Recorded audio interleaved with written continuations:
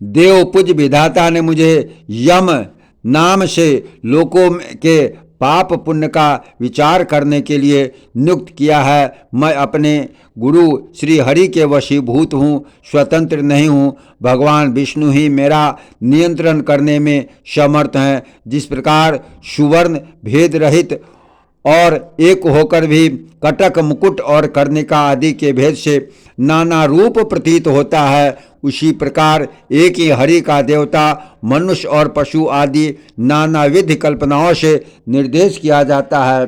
जिस प्रकार वायु के शांत होने पर उसमें उड़ते हुए परमाणु पृथ्वी से मिलकर एक हो जाते हैं, उसी प्रकार गुण क्षोभ से उत्पन्न हुए समस्त देवता मनुष्य और पशु आदि उसका अंत हो जाने पर उस सनातन परमात्मा में लीन हो जाते हैं, जो भगवान के मुखर सुर वर वंदित चरण कमलों की परमार्थ बुद्धि से वंदना करता है।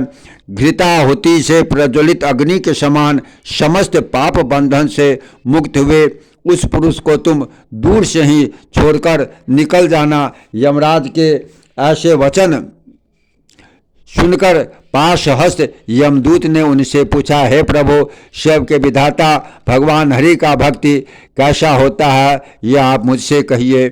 यमराज बोले, जो पुरुष अपने वर्ण धर्म से विचलित नहीं होता, अपने सुहृदय और विपक्षियों के प्रति समान भाव रखता है, किसी का द्रव्य हरण नहीं करता, न किसी जीव की हिंसा नहीं करता, उस अत्यंत राग आदि शून्य और निर्मल चित्त व्यक्ति को भगवान श्री विष्णु का भक्त जानो।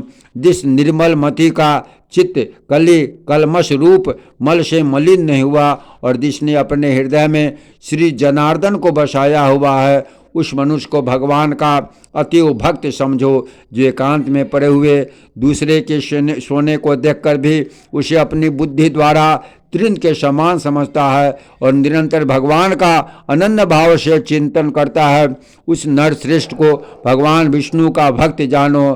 कहाँ तो स्फटिक गिरी शिला के समान अति निर्मल भगवान विष्णु और कहाँ मनुष्य के चित्त में रहने वाले राग द्वेष आदि दोष। इन दोनों का संयोग किसी प्रकार नहीं हो सकता। हिमकर चंद्रमा के किरण जाल में अग्नि तेज की उष्णता कभी नहीं रह सकती। जो व्यक्ति निर्मल चित्त, मार्तस्य रहित, प्रशांत, शुद्ध चरित्र, समस्त जीवों का हृदय प्रिय और हितवादी तथा अभिमान एवं माया से रहित होता है, उसके हृदय में स्वयं भगवान वासुदेव सर्वदा विराजमान रहते हैं।